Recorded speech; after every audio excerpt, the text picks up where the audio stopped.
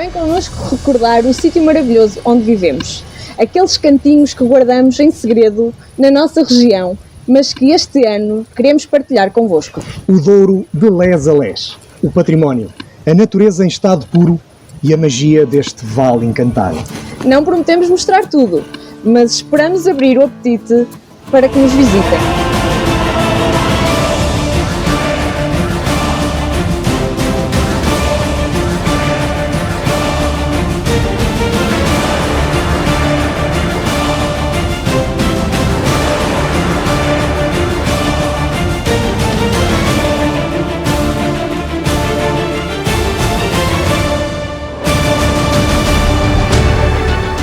Estamos com um pé fora do Douro e o outro na beira. Mas Sernancelho é, administrativamente, um município que integra a comunidade intermunicipal do Douro. E as suas características ímpares são uma excelente adição ao património da nossa região, que assim fica completo em toda a sua plenitude e abrangência. Percorrendo os respeitáveis 220 km² de área e as suas 17 freguesias, ficamos com real noção da evolução fantástica da história deste concelho. Talvez só com tal empreitada seja possível perceber como foi a adaptação das gentes ao meio, a vontade em deixarem marcas e em tornarem distintos lugares que nasceram do nada. Tendo sempre como ponto de partida a paisagem, que harmoniosamente combina serras imponentes e baixios férteis e plenos de água, saltam à vista os sóbrios aglomerados de casinhas de traça rural, onde a par da casa de granito no primeiro piso, o resto do chão servia de albergue aos animais. O cortelho tinha a função de cevar os porcos, o palhau armazenava o alimento dos animais e cá fora, na quinta, pousavam as rudimentares alfaias para amanho da terra. Esta é Sernancelho, o concelho que te convidamos a visitar e a deixar que te encante pela sua história.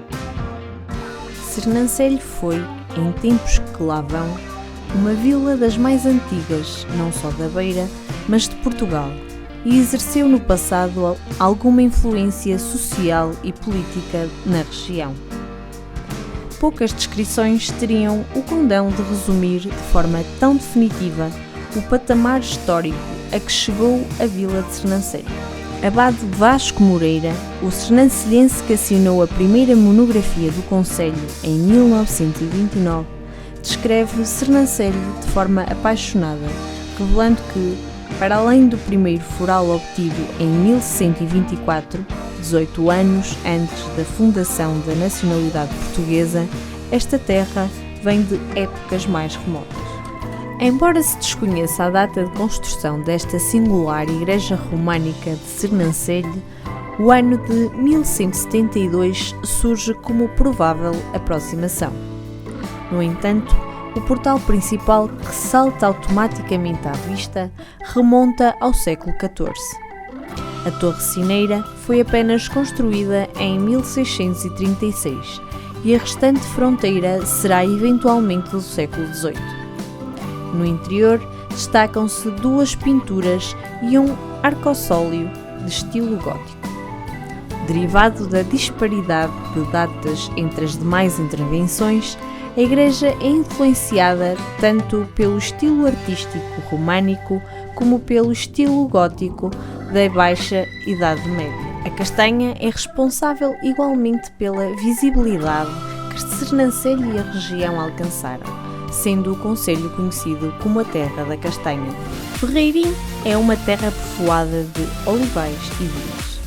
O vale onde se posiciona é fértil e adaptado à agricultura, setor que ocupa grande percentagem da população. Já no tempo de Dona Sancha Vermuís, que deu foral a Fonte Arcada em 1193, Ferreirim, na altura freguesia daquele concelho, era a mais desenvolvida. Mesmo no fundo da povoação, o conjunto escultórico que as mãos dos artistas do granito regionais criaram em homenagem aos 20 anos da Banda Musical 81 de Ferreirim. Conhecido como o Mestre, Aquilino Ribeiro é um dos maiores escritores portugueses do século XX. Nasceu na freguesia de Carregal, Sernancelho, em 1885 e foi batizado na igreja de Alhais, concelho de Vila Nova de Paiva. Inconformado por natureza, mudou-se para Lisboa em 1907, onde intentou começar carreira no jornalismo. Tabosa do Carregal é a terra do convento de Nossa Senhora da Assunção e dos Fálgaros. Fundado em 1690 por Dona Maria Pereira, com o objetivo de abrigar monjas descalças ou recoletas que professassem as regras de São Bento com devoção e piedade, foi o verdadeiro impulso ao crescimento da povoação de Tabosa. O granito é o elemento dominante em toda a construção e também nas habitações que o rodeiam. Imponente, o convento conheceu a ruína com a extinção das ordens religiosas em 1834. Localidade anexa da freguesia de Quintela, a aldeia da Lapa situa-se a cerca de 1000 metros de altitude e cresceu por entre serras infraguadas e rigorosos nevões invernais. Terra pequena, de construções de granito enegrecido pelos ventos do Marão, é na Lapa que nasce o rio Volga. A história desta localidade começa em 1493, com o aparecimento da imagem de Nossa Senhora debaixo de uma lapa. A lenda tomou proporções nacionais e, sem demoras, surgiram as primeiras construções naquele local. Alguns anos mais tarde, e já sob a orientação dos jesuítas, foi construída a atual igreja, no exato local onde a pastorinha Joana descobriu a imagem. Hoje, chegar a Mursa é muito confortável com a autoestrada número 4. Mas no passado o desafio era bem mais sinuoso na Nacional 15. Tudo começa do Alto do Pópulo, ainda em Aljó, quando se vislumbra o profundo e amplo vale do rio Tinhela. Majestosos relevos e rasgados despenhadeiros ladeiam as famosas curvas de Mursa que culminam num dos afluentes do rio Tinhela. E depois surge Mursa, na margem esquerda do rio. Estas são também as curvas que compõem o traçado de uma das mais míticas provas automobilísticas do país. A rampa da Porca de Mursa realiza-se desde os anos 80 e, após uma breve interrupção, está de regresso por deleite dos aficionados. E Ana, se em Santa Marta subimos ao Marão de Chasso, hoje vamos descer ao Tinhela a alta velocidade. Conduzes tu? Claro!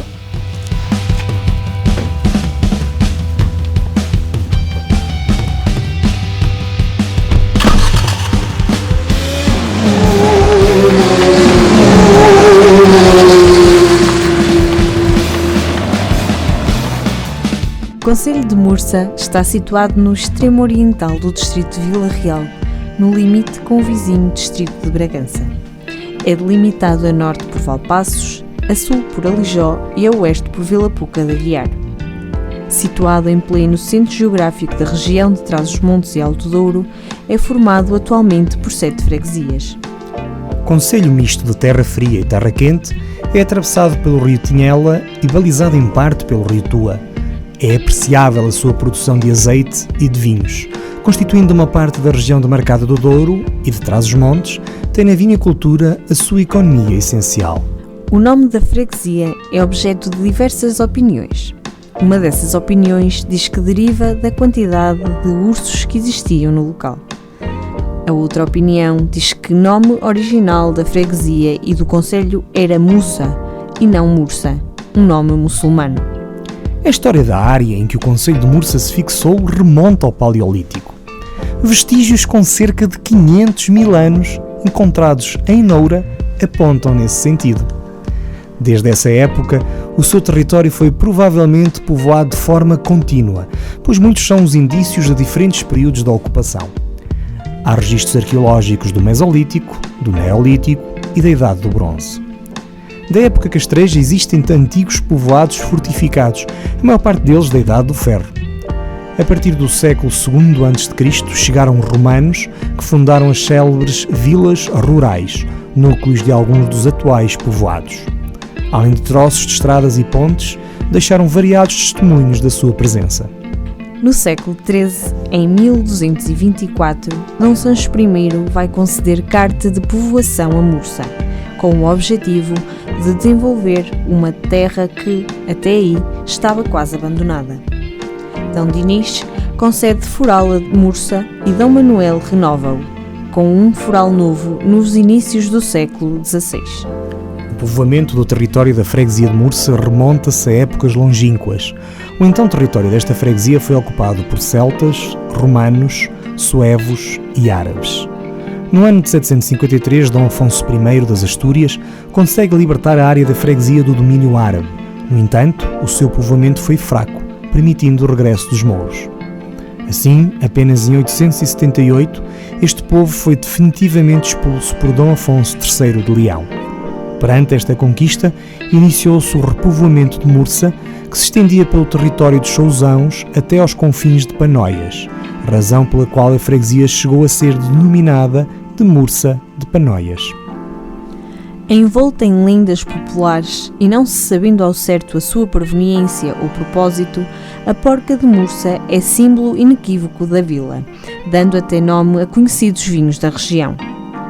Trata-se de uma escultura zoomórfica em pedra da época proto-histórica e pensa-se que será uma estátua votiva a animais sagrados. Estas esculturas existem aos milhares, mas é em Mursa que se encontra a réplica mais bem conservada, não só em toda a região, como em todo o noroeste da Península Ibérica. O soldado Milhões tornou-se herói da Primeira Guerra Mundial ao enfrentar sozinho uma ofensiva alemã e a sua história faz parte da aldeia de Valongo de Milhais. Aníbal Augusto Milhais foi um soldado raso que combateu na Primeira Guerra Mundial e ganhou fama quando se bateu sozinho contra os alemães para ajudar à retirada das forças aliadas. Mursa é uma das 5 portas de entrada do Parque Natural Regional do Val do Tua. O concelho situa-se numa zona aplainada e fecunda de transição para o Val do Tua, área em que as culturas afirmam já a sua identidade duriense. Os miradouros da Casa da Floresta Sobreira, de Palheiros e de São Domingos são locais privilegiados para observar o vale. Cidade antiquíssima, datando já do tempo dos romanos, foi reconquistada definitivamente em 1057 por Fernando Magno de Leão aos mouros. Quando os distritos foram instituídos em 1835 por uma reforma de Mouzinho da Silveira, Lamego foi inicialmente prevista como sede de distrito. Mas nesse mesmo ano, a sede do mesmo foi deslocada para Viseu, devido à sua posição mais central. Foi em Lamego que teriam decorrido as lendárias Cortes de Lamego, onde teria sido feita a aclamação de D. Afonso Henriques como rei de Portugal e se estabeleceram as regras de sucessão ao trono. É sede da Diocese de Lamego, a única diocese portuguesa que não corresponde a uma capital de distrito.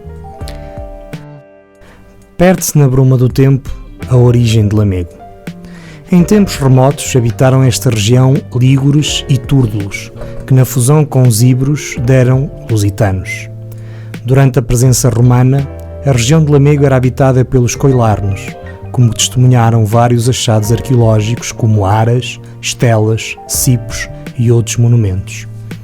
Pela localização do castelo, apenas acessível por poente, tudo leva a crer que lá houvesse um castro.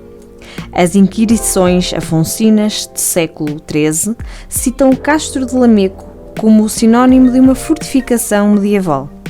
Destruída pelos romanos, os habitantes tiveram que descer dos seus abrigos alcantilados para se dedicarem ao cultivo das terras, influenciados pela civilização de Roma. Lamego torna-se cristã quando o rei dos visigodos, Recaredo I, se converte ao cristianismo. O rei visigodo Sisbuto, durante o seu reinado entre o ano de 612 e 621, cunha aqui moeda, o que atesta bem da importância comercial, cultural e histórica de Lamego. Seguem-se tempos alternativos de paz e guerra. Ora cristã, ora árabe, mudou de mãos várias vezes até que Fernando Magno de Leão a conquistou definitivamente. Em 1128, no alvor da nacionalidade, o aio do nosso primeiro rei, Dom Egas Muniz, tem a tenência de Lamego e residência em Britiande, ficando senhor de Ribadouro, entre o Paiva e o Távora, alcançando ainda terras de Coa. Dom Sancho I concedeu-lhe carta de couto em 1191.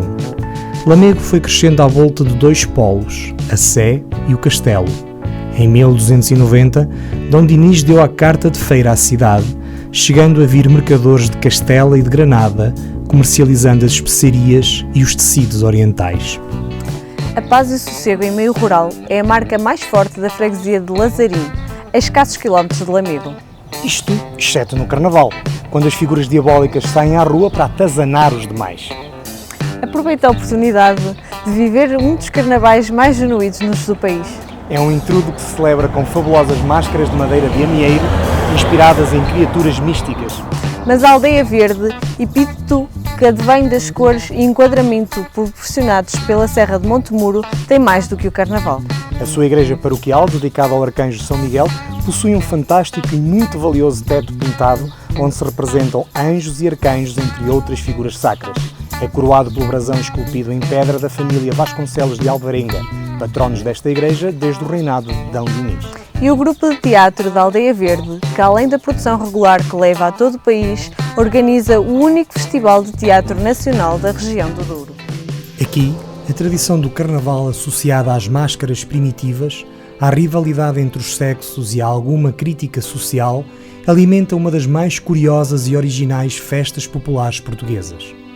O ciclo de festividades inicia-se 5 semanas antes do Domingo Gordo.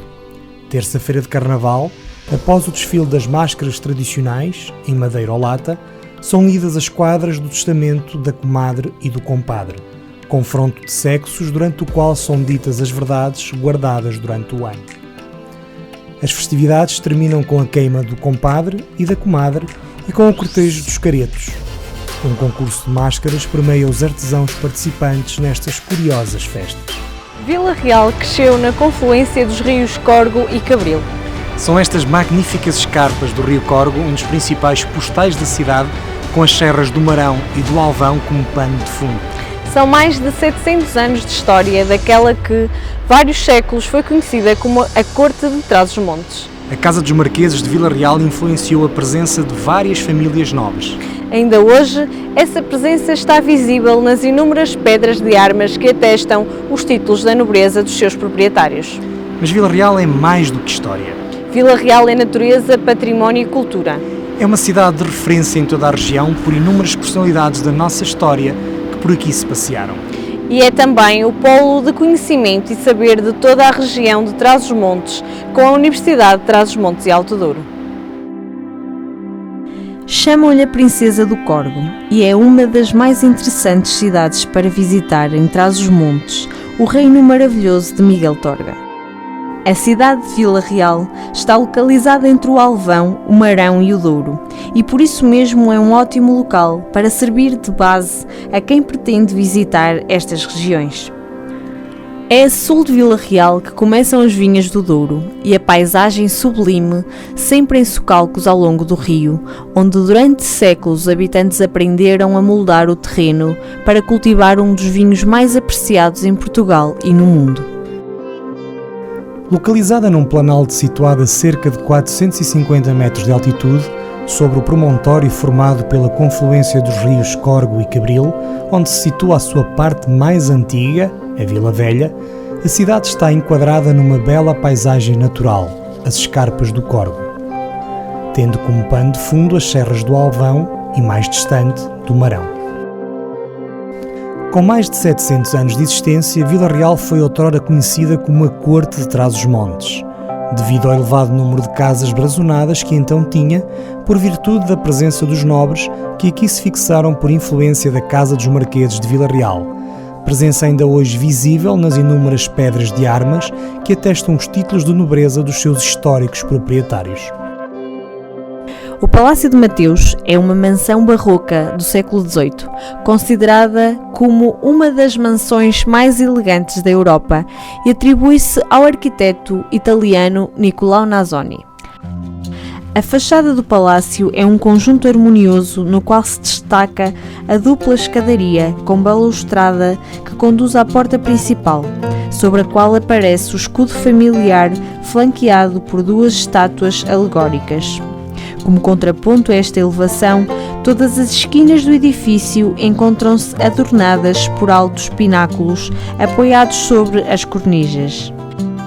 No interior, pode visitar-se a tranquila biblioteca, que guarda livros editados no século XVI.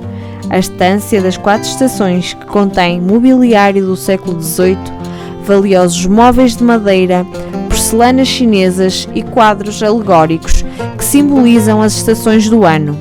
e um pequeno museu, onde se encontra exposta uma valiosa edição de Os Lusíadas, obra-prima de Luís de Camões, da qual só se realizaram 200 exemplares e se ofereceram a distintas personalidades europeias da época. A Igreja de São Paulo, também conhecida como Capela Nova e como Igreja dos Clérigos, é uma construção barroca do século XVIII atribuída também ao arquiteto italiano Niccolò Nasoni. Trata-se de um templo elegante com uma fachada imponente, situada em posição privilegiada no centro histórico de Vila Real. Merece a pena prestar atenção aos painéis de azulejos que retratam as vidas de São Pedro e São Paulo e ao retábulo de estilo renascentista. A sede de Vila Real foi uma igreja de um convento de monges dominicanos, Igreja de São Domingos, construído no século XV. Foi construída em finais do Gótico e dela destacam-se os capiteis de influência que adornam as colunas dos espaços interiores.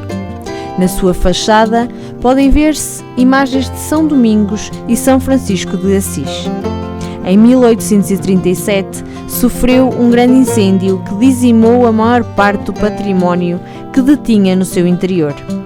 A torre foi acrescentada no século XVIII e os vitrais foram colocados durante as últimas obras de intervenção. A Olaria Preta de Bisalhães está classificada como Património Imaterial a nível nacional e está também na Unesco, na lista do Património Cultural Imaterial da Humanidade que necessita de salvaguarda urgente. A arte corre o risco de extinção e os oleiros não chegam a uma dezena, sendo que metade tem mais de 80 anos de idade.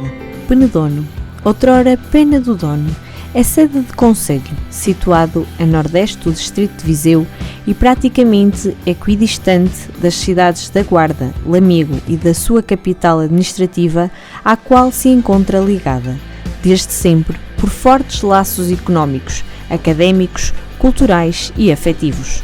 Uma vasta história, cheia de magia e saberes, liga Pena de Dono ao Penedónio dos dias de hoje, onde a tradição e a modernidade andam de mãos dadas em prol do bem-estar e prosperidade da população, e esta de braços bem abertos para receber de forma hospitaleira e cordial todos aqueles que vierem por bem. Celebrada como uma das mais belas vilas de Portugal, assim como o seu airoso e esbelto castelo pentagonal, ou hexagonal imperfeito, erigido em data bem anterior ao de alvar da nacionalidade, o é entre os seus pares.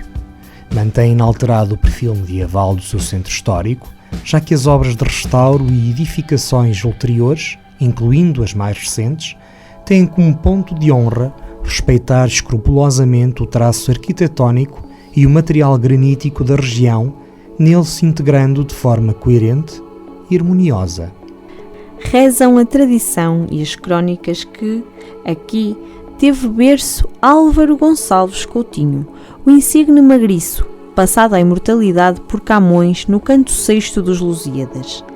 Quando o Vate descreve e enaltece, ao ritmo épico dos decassílabos, o seu protagonismo exemplar de valentia e cavalheirismo na façanha ímpar, cometida à frente dos denominados 12 de Inglaterra, em chãos estranhos e longínquos da loira Albion. E os seus feitos, misto de galanteria e bravura, reconhecidos e aclamados até pela nata da nobreza europeia coeva, tiveram continuidade na Flandres e reconfirmação no país natal, realçando mais e mais o vinco da sua personalidade, que saltou da história para a lenda e desta para o mito. Para além do seu altivo pelourinho de gaiola, fronteiro ao castelo, com a qual delineia uma perspectiva estética de rara elegância, Penedono exibe ainda um património de atrativos múltiplos, consignado nas suas seculares igrejas e capelas, recheadas de arte sacra, nas suas expressões plástricas e de paramentaria, a que se junta o austero e majestoso solar dos Freixos, há poucos anos recuperado, para acolher condigna e funcionalmente os espaços do concelho e outros serviços da administração pública central e local. Este é um local que parece retirado do mundo de onde vivemos. O ermo está localizado num local inóspito, pertencente às terras do Demo. Mas isso não tira a singularidade a um espaço de visita obrigatória. Trata-se do mais importante monumento funerário megalítico de toda a região da Beira Alta e um dos raros em toda a Península Ibérica que possui uma capela. Este templo esteve associado a uma festividade em honra da Senhora do Monte, onde as 7 freguesias vizinhas iam em procissão com 7 cruzes que se reuniam em volta da capela. Como a Senhora do Monte não queria abandonar a capela, por várias vezes durante a noite voltava pelos seus próprios meios e ao outro dia era trazida para a igreja. Diz-se que atravessava o monte num lugar chamado de Rastinho da Senhora, onde as lajes graníticas têm umas profundas marcas que se assemelham a pegadas. O povo diz que essas pegadas foram deixadas pela imagem de Nossa Senhora do Monte durante as suas caminhadas noturnas. A imagem serenou quando foi colocada na Igreja Matriz de Penedono e encontra-se no Museu Paroquial da Vila. A necrópole da Senhora do Monte, dispersa ao longo de sensivelmente 3 km, integra um conjunto de 7 dólmenes: Nossa Senhora do Monte, Carvalhal, Turgal, Lapinha e Sangrino, já devidamente estudados, sendo de destacar o de Nossa Senhora do Monte, por ser talvez um dos maiores e mais imponentes da Beira Alta e em melhor estado de conservação, estando datados dos séculos 3 ou 4 a.C. Desta necrópole fazem ainda parte os dólmenes do Turgal, Carvalhal, Lapinha 1 e 2, Sangrino, Penela da Beira e Marofa, onde ainda não foram feitas quaisquer tipo de intervenções. Antes de regressar a Penedono, vamos saber as horas. Existem no concelho diversas torres de relógio: Souto, Penedono e Penela da Beira. Este último, talvez a mais interessante destes exemplares. Construída em 1905, trata-se de uma torre em cantaria afiada com cobertura piramidal, toda ela em granito. Atualmente, o relógio funciona de forma mecânica, mas mantém no interior o relógio primitivo, que é feito essencialmente por rodas dentadas que encaixam umas nas outras. Para funcionar, era necessário dar corda através de uma manivela e durante 5 dias dava as horas sem qualquer margem de erro. Para isso, faziam-se subir 2 pesos em granito de centenas de quilos, que iam descaindo conforme a corda ia acabando. Além das horas, é um excelente miradouro, dali avistam-se terras de Aquém e Além Douro. É uma ampla área de 8 hectares que está edificado o Santuário da Virgem Mártir Santa Eufémia.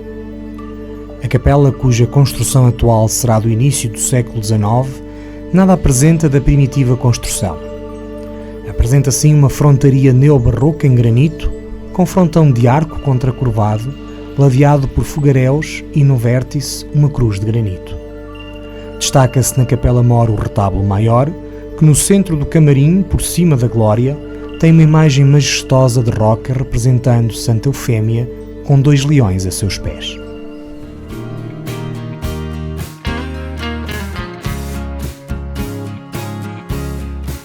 Tanto quanto é possível recuar no tempo conhecido, a existência de vestígios do que teriam sido castros e outros achados em vários locais provam que antes da estadia dos romanos na Península Ibérica, o território do atual concelho de Santa Marta de Penaguião era já um espaço ocupado de forma permanente.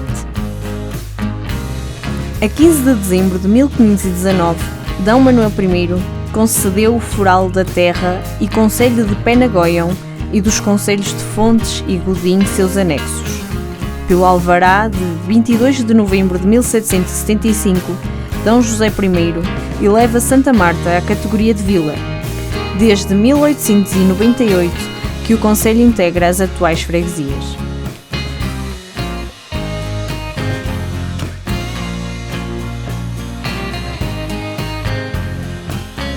Marta aparece nos Evangelhos como sendo a irmã de Lázaro e Maria. Nome que em aramaico significa mestra ou senhora, é referida como mulher de trabalho e de muita lida. Por isso, na sua representação iconográfica, aparece como diligente dona de casa, sendo representada com uma vassoura, uma concha e um molho de chaves. Atributos talvez mais a ideia e influência de Frei João de Mansilla, que levaram a que fosse, em 1756, declarada também a padroeira da região demarcada do Douro e da Companhia Geral de Agricultura das Vinhas do Alto Douro. O culto de Santa Marta desenvolveu-se sobretudo no norte de Portugal ao longo da Idade Média. Não é claro porque designou o lugar que hoje é sede de concelho. Julga-se que uma capela anterior à existente ou uma fonte de Santa Marta o terá proporcionado. Para chegar a Santa Marta, nada melhor que viajar pela Nacional 2. Por impulso deste município, foi criada em 2016 a Associação de Municípios da Rota da Estrada Nacional 2. Desde então, esta associação tem-se dedicado a explorar e valorizar o património turístico da maior estrada nacional e que liga Chaves a Faro ao longo de 738,5 km, 35 municípios, 11 rios e 9 serras. Repleta de misticismo, de património material e imaterial e de características singulares, a Rota da Estrada Nacional 2 é a maneira mais pura de conhecer Portugal, a sua diversidade, cultura, paisagem, demografia, gastronomia e património reconhecidos mundialmente. A Capela de Nossa Senhora do Viso merece lugar de destaque pela sua antiguidade, riqueza do seu espólio e dimensão do culto que ultrapassa os limites geográficos da freguesia. O altar-mor é em talha dourada, artisticamente trabalhado, destacando-se no topo do trono a imagem da Senhora. Trata-se da graciosa representação da Virgem com o Menino, carinhosamente amparado pela Mãe. Um portão gradeado divide a capela-mor da nave. Trata-se da réplica de prata roubada no saque das tropas de Napoleão e que parece ter ido parar ao Museu Londrino com a indicação da proveniência Viso, Portugal. O concelho de Santa Marta de Penaguião oferece um vasto conjunto de miradouros que permitem contemplar uma paisagem que se transforma a cada momento. São pelo menos 7 e em breve 8 os miradouros que oferecem a quem visita deslumbrantes momentos. A nossa viagem de hoje termina no Miradouro da Senhora da Serra, no pico mais elevado da Serra do Marão, a 1416 metros de altitude. Situa-se quase em cima da linha divisória que separa Fontes da freguesia de Teixeira, do concelho de Baião. Pico de onde se avistam terras de Além-Douro e também de Vila Real e de Vila Pouca de Aguiar. Imagine-se, em dias muito claros, sem neblinas no horizonte, o próprio Oceano Atlântico. O céu fica mais perto aqui.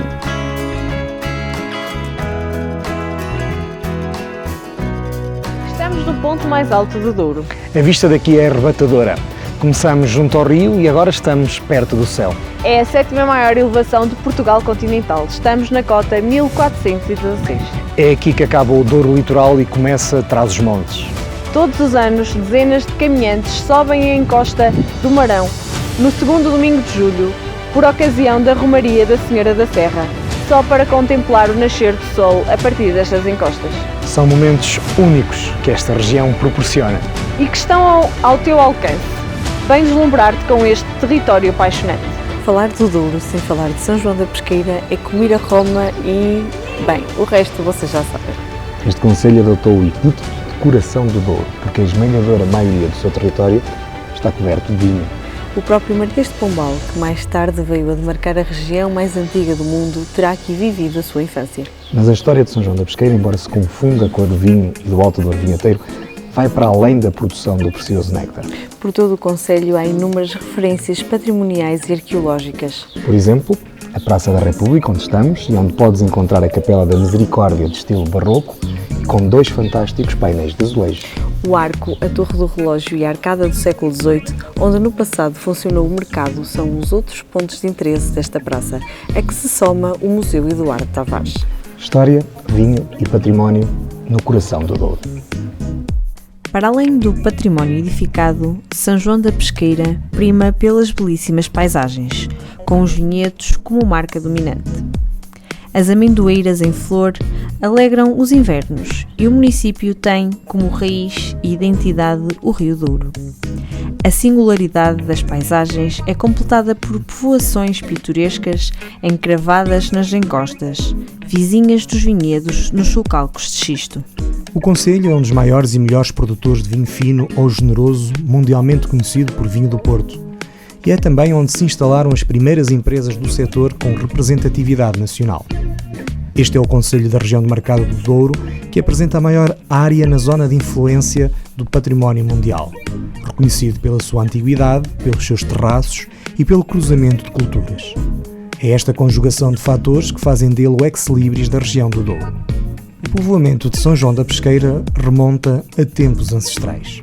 Prova disso são os inúmeros vestígios arqueológicos, palácios brazonados, igrejas seculares abonadas em história e cultura que testemunham diferentes épocas da humanidade. São João da Pesqueira detém o foral mais antigo de que há memória, atribuído pelo rei Fernando Magno, nas datas de 1055 e 1065, constando já o vinho entre os tributos a pagar ao rei. Em pleno centro histórico de São João da Pesqueira encontra-se a Praça da República, onde pode contemplar um harmonioso conjunto de património histórico e monumental recuperado a nível de fachadas e pavimentos. Destaca-se aqui a Capela da Misericórdia com uma fachada barroca revestida com 2 painéis de azulejo representando Cristo e a Samaritana e Cristo curando o enfermo. Outros dos atrativos são também o arco, a torre do relógio e a arcada do século XVIII, que serviu de mercado noutros tempos. Do lado oposto à capela encontra-se o Museu Eduardo Tavares. Este edifício apresenta uma fachada barroca que ostenta a pedra de armas real que foi mandada edificar por Dona Maria I em 1794. Inicialmente funcionou como sede de poder municipal. A seguir foi instalada a cadeia da comarca, após a transferência da Câmara Municipal para o edifício na Avenida Marquês de Soveral. Muito cedo, agentes de São João da Pesqueira assumiram um lugar de destaque na construção do reino português. Existem em diversas freguesias do concelho vestígios materiais dessa influência. Por exemplo, nas traseiras da Praça da República subsiste um conjunto habitacional outrora pertencente à comunidade judaica e cristã nova, composta maioritariamente por casas de xisto. Atualmente chamada de Rua dos Gatos, um estreito e acanhado arruamento invoca as irregularidades das urbes medievais, constituindo assim um importante testemunho na história de São João da Pesqueira. O Marquês de Pombal, em menino e moço, estudou no convento franciscano da vila de São João da Pesqueira, onde um tio padre ministrava lições de latim. Terão surgido rivalidades com os marqueses de Távora, por se terem oposto ao namoro e enlace matrimonial entre Pombal, filho de gente humilde, e a formosa descendente dos prestigiados Távoras. Em 1756, o Marquês de Pombal, na qualidade de Ministro de Estado de Portugal, determinou imediatamente o controle estatal sobre o comércio do vinho do Porto sob a forma de uma empresa, a Companhia Geral da Agricultura das Vinhas do Alto Douro, mais tarde conhecida como a Real Companhia ou Companhia Velha. A origem do topónimo tem levantado alguma controvérsia. Diversos documentos atribuem-lhe o nome de Trovões, outros documentos, porém, denominam-na Trevões. E assim surgem diversas teorias na tentativa de explicar a origem e evolução etimológica deste topónimo. Trevões tem referências patrimoniais que o definem como um todo. Ao longo das suas artérias é possível observar espaços, fragmentos e elementos patrimoniais de diversas épocas. A aldeia de São Xisto, na freguesia de Val de Figueira, está localizada num dos mais bonitos trechos da região douriense. Ocupa uma das falésias sobranceiras ao Rio Douro, xistosa e com um declive suave, em contraste com o caráter granítico e de grande declive da margem oposta, que mergulha abruptamente nas águas plácidas da barragem da Valeira. A recuperação que tem vindo a ser realizada na aldeia está praticamente concluída. Merecem uma atenção especial os muros de pedra e os chocalcos, os lagares de vinho e de azeite, o forno comunitário e a capela de São Xisto, o mirante do Anjo Arrependido e a fonte Centenário. Pensa-se que Peso da Régua teve origem numa casa romana que aqui existiu, a Vila Régula, mas o seu grande desenvolvimento restou-se após 1756, com a criação da Real Companhia Geral da Agricultura das Vinhas do Alto Douro, que instituiu a primeira região demarcada de produção vitivinícola a nível mundial.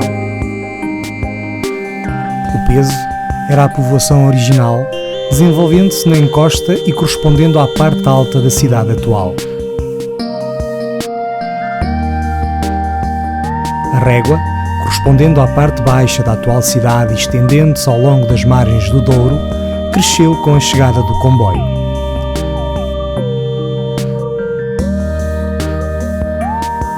A existência desta importante estação ferroviária e do entreposto comercial do vinho do Porto deu notoriedade ao nome da Régua.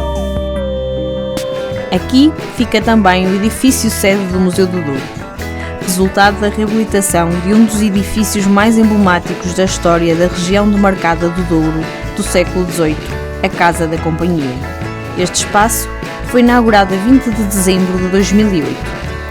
Conjugando tradição e modernidade, assume-se como um espaço coletivo de memória e identidade da região vinheteira, em constante diálogo com o presente e, simultaneamente, como instrumento de valorização das atividades associadas à vitivinicultura, ao turismo cultural e ao enoturismo. Um dos locais mais arrebatadores de toda a região. Daqui, Miguel Torga viu São Leonardo navegar num doce mar de mosto à proa de um navio de Penedos. E daqui vemos os concelhos de Armamar, Sabrosa e Taboaço, pelo menos. O Vale Encantado que se desenvolve numa paisagem deslumbrante que só Torga poderia descrever. O Douro sublimado. O prodígio de uma paisagem que deixa de o ser à força de se desmedir. Não é um panorama que os olhos contemplam, é um excesso de natureza.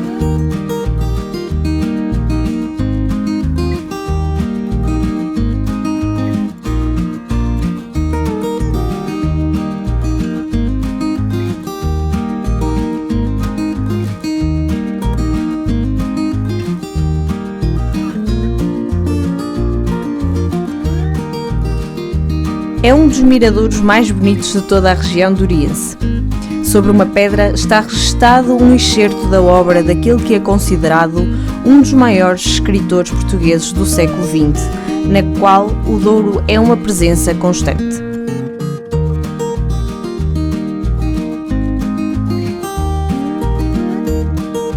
Deste lugar contam-se lendas e histórias que aumentam o encanto destas paragens. Um dos lugares mais belos do concelho reguense, paragem obrigatória para quem visita o Douro.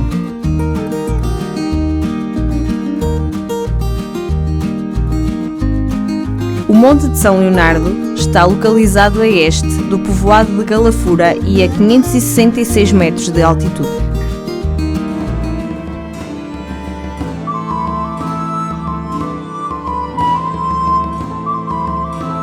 As jornadas medievais do Douro retratam a passagem do rei D. Sancho I por Canelas e a doação que este terá feito a Bonamis e acompanhado 2 jograis a quem terá encomendado um arremedilho.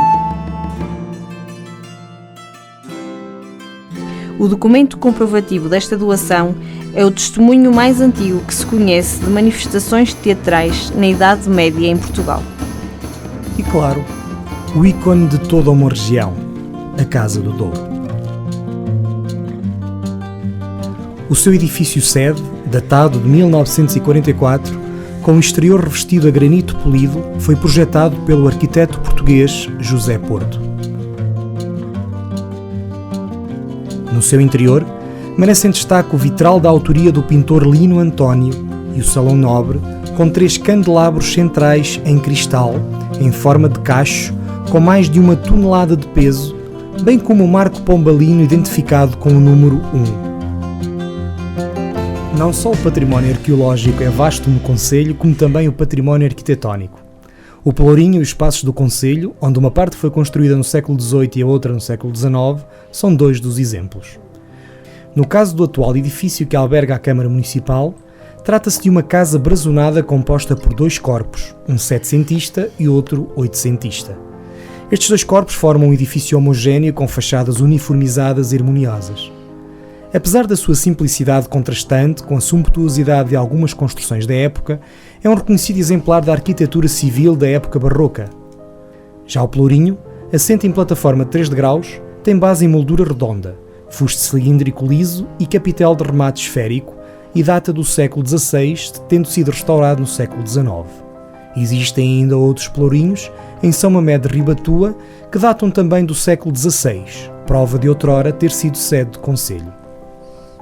Alijó tem também a primeira cantina-escola do país, fundada pelo comendador José Rufino, antigo presidente e grande benemérito da localidade. Este edifício foi desenhado pelo arquiteto Baltazar de Castro e é atualmente a Biblioteca Municipal de Alijó. A Igreja Matriz de Alijó, em homenagem a Santa Maria Maior, é datada de finais do século XVIII. Possui no seu interior uma escultura de Santa Maria Maior em pedra de Ançã e alguns cálices do século XVI. E claro, o plátano de Alijó, símbolo do brasão do concelho. Este grande plátano, situado no centro da vila, mandado plantar em 1856 pelo Visconde da Ribeira, constitui atualmente um dos mais importantes ex-libris, classificado como Monumento Nacional de Interesse Público. A sua envolvente está em obras para que uma grande praça surja em seu redor, enaltecendo a sua importância. A freguesia de Favaios está localizada na Serra do Vilarelho, no concelho de Alijó. O povoamento do território, que corresponde à atual freguesia, remonta à Idade de Ferro. Estes primeiros povos viviam em pequenas aldeias fortificadas, havendo vestígios arqueológicos que comprovam que foi perto das muralhas que estes habitantes se fixaram. Por toda a Serra do Vilarelho encontram-se muros de pedras graníticas, que apontam para a existência em tempos idos de uma citânia por estas paragens. Sanfins do Douro é uma das povoações mais carismáticas do Douro vinheteiro, cuja fundação remonta à pré-história. Por lá passaram romanos e muçulmanos, havendo moedas romanas na posse da paróquia e pedras lavradas no Museu Fundação Casa Maurício Penha. D. Fernão Sanches, filho bastardo de Del Rei Dom Dinis e mãe desconhecida, casado com Dona Froi Leanes de Briteiros, foi senhor de Sanfins do Douro, nunca tomando posse destas terras por ter sido condenado à morte pelo próprio irmão. O emblemático santuário de Nossa Senhora da Piedade foi edificado sobre um antigo castro que fora ocupado pelos romanos. Os romanos, na sua passagem por aqui, legaram uma calçada e a pequena ponte de Rei de Moinhos. Essa ponte romana é uma das mais significativas marcas construídas durante a romanização. Mais a sul, o ex-libris de todo o concelho, o Val do Douro, a Vila do Pinhão, contemplados a partir do miradouro de Casal de Loivos. Os sentidos ficam inebriados com os aromas, os sons e a panorâmica que se depara com o nosso olhar. Ao fundo, a Vila do Pinhão, expoente máximo do desenvolvimento que a produção do vinho do Porto trouxe à região. A centralidade e proximidade aos principais polos de produção de precioso néctar na região fez nascer o Pinhão e desenvolver rapidamente as suas acessibilidades. Antigamente, chegava-se a esta povoação por uma via romana que ligava Sabrosa à margem direita do rio Pinhão, ou por Mursa, passando por Favaios, Valmendiz, Vilarinho de Cotas e Casal de Loivos. A nossa viagem pelo concelho de Alijó está a chegar ao fim. Não podíamos, contudo, deixar de visitar a magnífica estação ferroviária da Vila do Pinhão. Nos anos 40 do século passado, a Junta de Freguesia Local e o Instituto do Vinho do Porto encomendou à fábrica Aleluia uma coleção de 24 painéis de azulejo que chegaram até aos nossos dias e que estão na fachada de uma das mais belas estações de comboio do mundo. A história, a etnografia, os usos, os costumes e as paisagens da região ficaram eternizadas neste precioso conjunto que está aqui, ao dispor de qualquer passageiro. Esta é também uma vila que cresceu fruto do caminho de ferro e que trouxe à região uma nova ordem e um canal rápido de escoamento dos vinhos que deixavam de depender das perigosas viagens de barco rebelo. E o futuro da região pode bem voltar a ser a linha do Douro. A reabertura até Salamanca é um anseio da região para que um dia os visitantes possam encarnar Jacinto e viajar de Paris a Tornes, passando pelo Pinhão. Este é um território de origem marcada.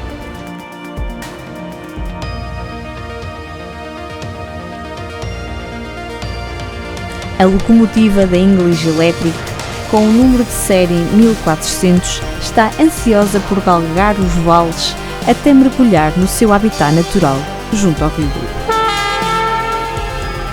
Foi em 1867 que o governo propôs a construção das linhas do Porto a Braga e à fronteira do Minho e do Porto ao Pinhão.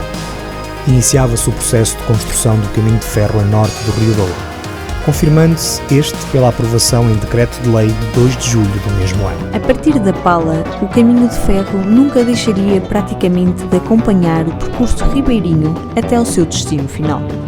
O comboio encaminha-se longitudinalmente ao longo das baixas vertentes dos Montes Sobranceiros, cujos xistosos paredões foram esventrados pelos operários à força das picaretas e da dinamite.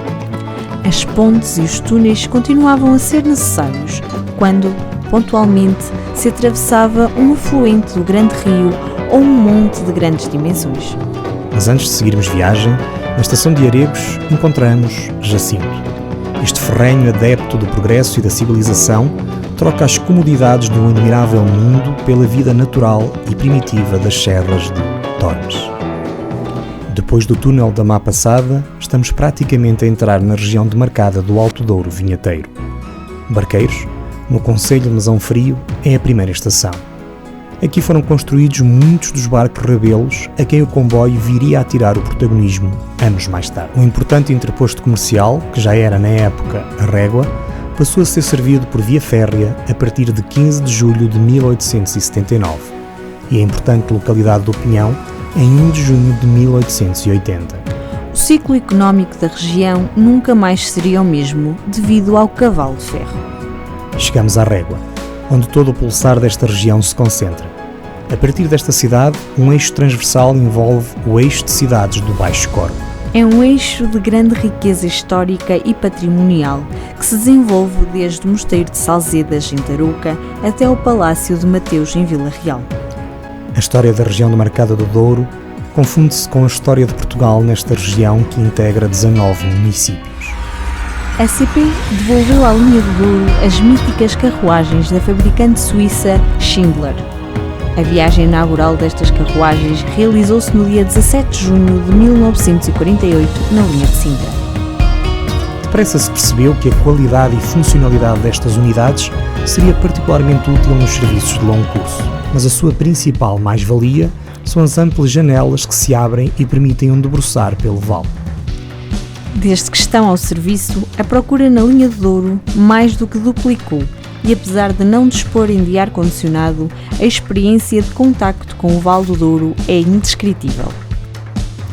Mas há mais formas de desfrutar aquele que muitos consideram ser o mais arrebatador trecho da linha do Douro. Num percurso à beira do Rio Douro, a locomotiva a vapor e as 5 carruagens históricas percorrem a distância que vai da Régua ao Tua, com paragem no Pinhão, numa viagem única ao passado, marcada pela beleza da paisagem classificada pela Unesco como Património Mundial. Entretanto, chegamos ao Pinhão, a mais bela estação ferroviária da linha do Douro e, dizem os locais, do mundo. A paragem é obrigatória para observar os 24 azulejos policromados e embutidos nas paredes do edifício. Eles contam-te a história destas gentes e gravam para a eternidade uma época áurea da região. Quando inicialmente projetada, a linha do Douro seria para construir apenas até ao Pinhão. O desenvolvimento da região e a influência da Dona Antónia Ferreira, aliada ao interesse comercial da burguesia portuense, depressa expandiram os planos até à fronteira, Salamanca e Madrid. Dona Antónia Adelaide Ferreira ficou conhecida por se dedicar à produção de vinho do Porto e pelas notáveis inovações que introduziu. Sabe-se que a Ferreirinha, como era carinhosamente conhecida, lutou contra a falta de apoios dos sucessivos governos, mais interessados em construir estradas e comprar vinhos espanhóis. Debateu-se contra a doença da vinha, a filoxera, e deslocou-se à Inglaterra para obter informação sobre os meios mais modernos e eficazes de combate a esta peste, bem como processos mais sofisticados de produção do vinho. A Quinta do Vesúvio, uma das suas muitas propriedades, era por ela percorrida e vigiada de perto. Quando faleceu, em 1896, deixou uma fortuna considerável e perto de 30 quintas. Do Douro para o mundo, passou a lenda da sua tenacidade e bondade. Mais à frente, já na Ferradosa e transposto o temível Caixão da Valeira, agora amansado pela barragem, o convite é para se conhecer o concelho de São João da Pesqueira, a partir da mítica aldeia de São Xisto. A barragem da Valeira, construída contemporaneamente com as restantes que se vislumbram na viagem de comboio nos anos 70 e 80, obrigou a uma alteração do traçado ferroviário. A viagem está a terminar.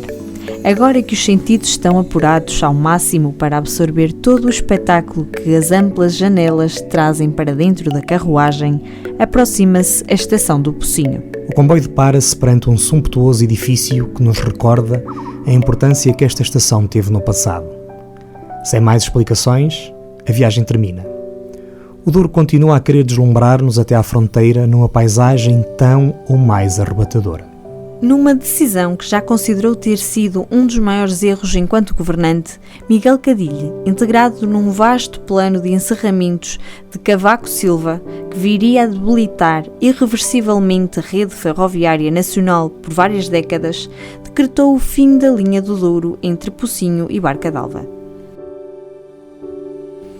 É de forma pesarosa que a English Electric 1400 faz a manobra para encabeçar o comboio de volta ao Porto. Ainda não é hoje que segue até Barca d'Alva. Apesar da paisagem, da magia, do vale, de todo o simbolismo lá continuarem, o silvo da velha locomotiva não é agora tão alegre. Sabemos que ela continuará a subir o Douro até ao dia em que a deixem cumprir a sua função, até à fronteira. Foi a meio desta ponte, em dezembro de 1887, que dois comboios de Espanha e Portugal se uniram e selaram a ligação transfronteiriça mais rápida do Oceano Atlântico para a Europa. Em tempos em que o tempo conta, é estranho que esse facto continue a não pesar para a reabertura de uma linha que reduz a ligação do Porto à Espanha em mais de 100 km.